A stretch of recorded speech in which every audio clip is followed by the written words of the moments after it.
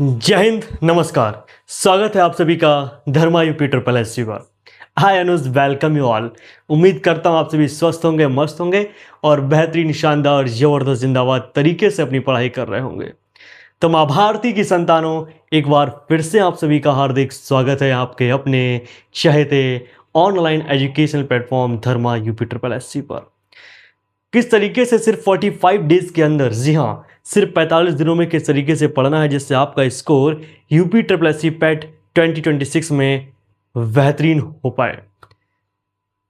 ये तो आप ये देख कर आएंगे कि किस तरीके से आपको 98 से ऊपर परसेंटाइल बनानी है और पूरी उसी पर बात चलेगी। लेकिन आप अपनी तरफ से 100% मेहनत कीजिए और आपका जो भी स्तर है, what ever is your level, वहां से आप ग्रोथ करने की सोचिए। चलिए फिर किस तरीके से यहाँ पर 2022 में मैंने 98.75 परसेंटाइल को अचीव किया, 23 में, 2025 में 98.33, उस पर आज हम लोग चर्चा करते हैं कि कौन सी किताबें और क्या पढ़ें। सब कुछ यहाँ पर जो बताने वाला हूँ वो आपकी अपनी मेहनत का रहने वाला है, किस तरीके से मैंने अपनी मेहनत से यहाँ पर चीज़ों को पाया है। सबसे पहले कुछ भी जानने से पहले हम लोग एग्जाम पैटर्न को यहाँ पर जान लेते हैं कि 2026 या फिर पैट का पैटर्न वही रहा है कि पैटर्न क्या रहता है एग्जाम का।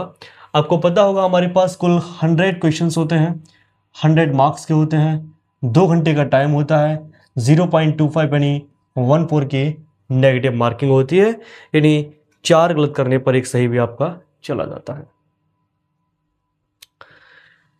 इसमें आपका जो सिलेबस है वो क्या रहने वाला है कि भैया इंडियन हिस्ट्री जो है वो 5 मार्क्स की आती है। इसी हिस्ट्री का ही जो पार्ट है इंडियन नेशनल मूवमेंट, वो अलग से 5 मार्क्स का दिया हुआ है।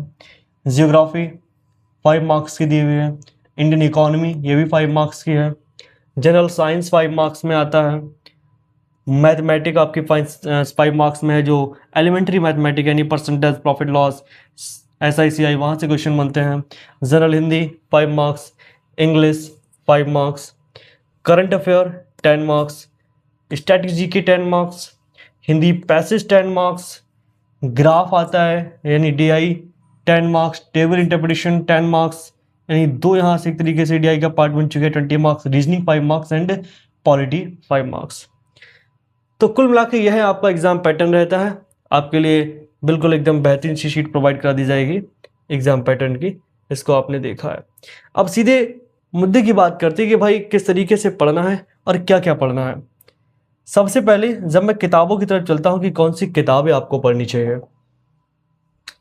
तो किताबों में आपको कुछ नहीं पढ़ना है, सिर्फ NCERT बुक्स को फॉलो करना है। अब आपने ये जो NCERT वाला वर्ड है, ये बहुत सारे लोगों के मुंह से सुना है। मैं आज इसका प्रमाण दिखाता हूं क्योंकि आपको भरोसा नहीं होगा। आपको ध्यान होना चाहिए कि 2023 के पैट में एक क्वेश्चन आया था कि महात्मा गांधी जी ने लंगोटी पहनना कब से शुरू किया। क्वेश्चन काफी फेमस हुआ, ट्रेंड में आया, बिकॉज थोड़ा बेतुका टाइप का लगा लोगों के लिए। मेरे पास हिस्ट्री की कम से कम 25 बुक्स थी उस टाइम, अब तो और भी बढ़ गए हैं। और जब मैंने इस क्वेश्चन को देखा था, क्योंकि उस टाइम से पहले मैंने यह क्वेश्चन ना तो सुना था, ना पढ़ा था, ना देखा था, सभी किताबें यहाँ पर आके खोल डाली, लेकिन किसी भी किताब में, even in the autobiography of Mahatma Gandhi, मेरे पास वो भी है, मैं आपके लिए दिखाता हूँ। और इस किताब में भी, महात्मा गांधी की ऑटोबायोग्राफी में भी मुझे यह क्वेश्चन देखने के लिए नहीं मिला। इसके अलावा फ्रीडम स्ट्रगल कितनी बेहतरीन किताब है, ठीक है, यहाँ पर भी मैं इस चीज़ को नहीं ढूंढ पाया। तमाम इस तरीके की मेरे पास किताबें थी जिनमें मैंने इस क्वेश्चन को ढूंढने की कोशिश करी, लेकिन मैं इस क्वेश्चन को ढूंढने में नाकाम रहा। वो क्वेश्चन कहाँ से आया मैं दिखाता हूँ, वो क्वेश्चन कहाँ से आया मैं दिखाता हूँ आपके लिए। ये मैंने NCERT का स्क्रीनशॉट लगा रखा है, पेज नंबर 292 है, पेज नंबर 292 है, ठीक है। क्लास ट्वेल्थ की NCERT है, हिस्ट्री की, थीम थर्ड है, ठीक है। अवेलेबल है क्या मेरे पास, अभी रखी होगी, ठीक है, अभी नहीं दिख पा रही है। उस NCERT का स्क्रीनशॉट जो मैंने मोबाइल से लेकर यहाँ पर लगाया, इसमें देखो पेज 292, मैंने पेज नंबर बता दिया, आप मोबाइल पर जाकर देख सकते हैं। क्लास 12 की हिस्ट्री का पार्ट 3 आपके लिए देखना है, यानी थीम 3, उसमें लिखा होगा थीम 3, उसमें देखना, यहाँ पर ये दिया हुआ है कि महात्मा गांधी विद द चरखा has become the most abiding image of the Indian nationalism. In 1921, during a tour of South India, Gandhiji shaved his head and began wearing a loincloth in order to identify with the poor. 1921 में महात्मा गांधी जब दक्षिण भारत की तरफ निकलते हैं तो सबसे पहले बार उसी टाइम अपने सिर को भी मुंडवाते हैं, यानी गंजी कराते हैं और लंगोट भी पहनते हैं। तो मतलब एनसीईआरटी को हल्के में बिल्कुल नहीं लेना है। मैंने प्रमाण दिया है, प्रूफ दिया, किसी ने नहीं दिखाया होगा आपके लिए। और अभी तक आदो को ये नहीं पता कि क्वेश्चन आया तो आया कहाँ से था, एनसीईआरटी में दिया हुआ है। ठीक, तो आपको कुछ नहीं करना है, सिर्फ एनसीईआरटी को फॉलो करना है बेसिक के लिए और एडवांस के लिए भी। ठीक है, आपको 11-12 की एनसीईआरटी नहीं छोड़नी, नहीं छोड़नी, नहीं छोड़नी है। प्रमाण मैंने दिखा दिया आपके लिए।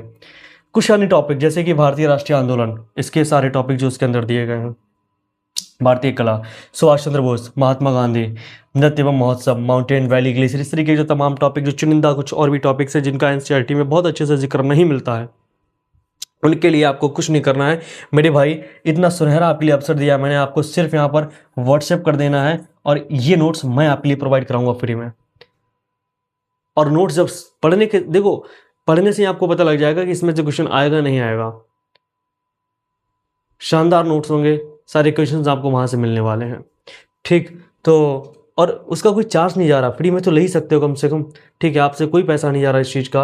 आपको एनसीईआरटी पढ़नी है, इसके अलावा जो अन्य टॉपिक है उनके लिए आपको सीधे हमारे लिए व्हाट्सएप करना है। अब सर किताबें बता दी, प्रमाण भी दिखा दिया, किताबें कैसी होने वाली हैं, सही है या नहीं है। और उन किताबों के बाद अब सीधे, जैसे अगर मैं एनसीईआरटी की कुछ और आपके लिए अन्य बुक्स दिखाने की बात करूँ, जैसे हमारे पास हम पॉलिटी देखते हैं तो यह भी एक पॉलिटी की बुक है, एनसीईआरटी की अच्छी बुक है। एक कॉन्स्टिट्यूशन वाली बुक है, ज़रा है क्या अभी अभी रखी हुई नहीं दिख रही है। ठीक है, तो जो इस तरीके की तमाम किताबें हैं वो शानदार किताबें, आपको एनसीईआरटी पर ही फोकस करना है। इसके अलावा एनसीईआरटी क्यों इंपॉर्टेंट है मैंने यहाँ पर प्रमाण दिखा दिया। अब आगे बढ़ते हैं, पढ़ना किस तरीके से है अब उसकी बात करेंगे। आपके पास जो 45 डेज हैं उसको मैंने 60/30/10 के रेशियो में डिवाइड किया है। 60/30/10 के रेशियो में डिवाइड किया है। कम से कम 10 घंटा पढ़ना पड़ेगा। ये सिर्फ कहने की बातें होती है कि 5-6 घंटे का पढ़कर काम चलता है। ये सिर्फ वो लोग होते हैं जो समाज में ऊपर उठने के बाद अपने आप को मतलब ब्रह्मा जी साबित करने लगते हैं कि जो कुछ है हम ही हैं। मतलब फालतू की बात करते हो भाई कि आपने 5 घंटे पढ़कर ये कर लिया, कैसे कर लिया, ये तो पॉसिबल ही नहीं है। ये पॉसिबल कब है, जब बात 45 दिन की नहीं, 450 दिन की हो, 450 दिन की हो।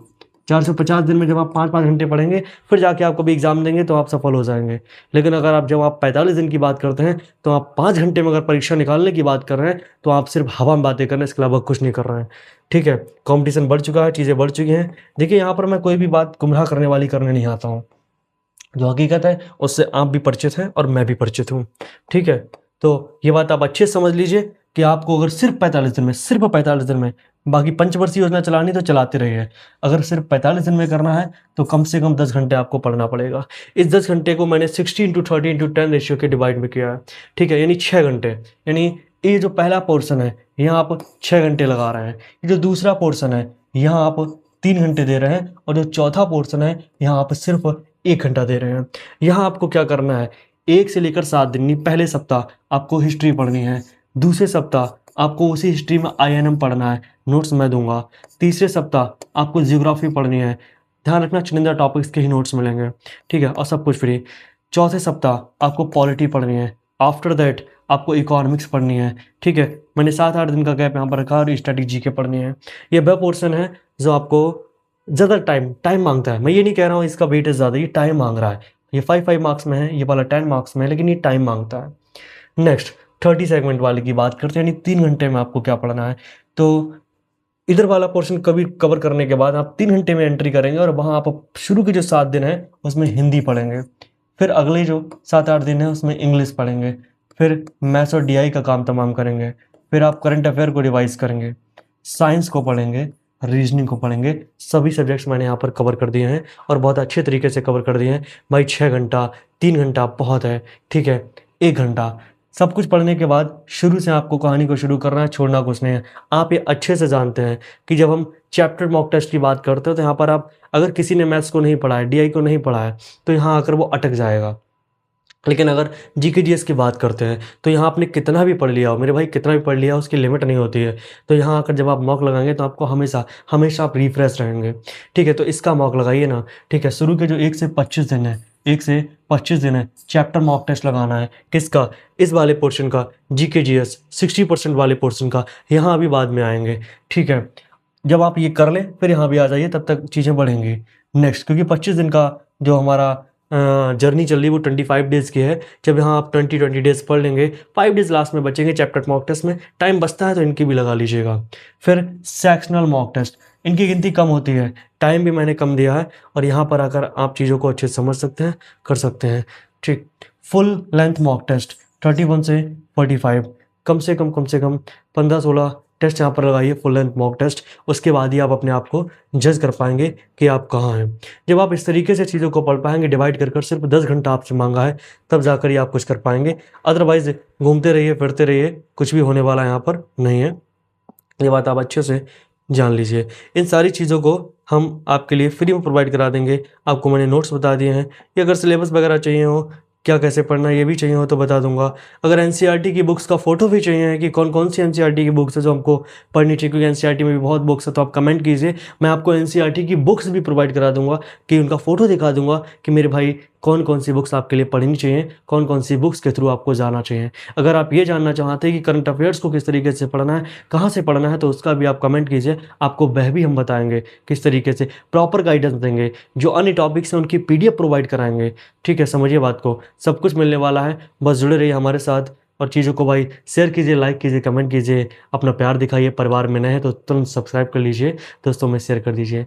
मिलते हैं नेक्स्ट वीडियो में, आप लोग पढ़ते रहिए। जय हिंद, जय भारत।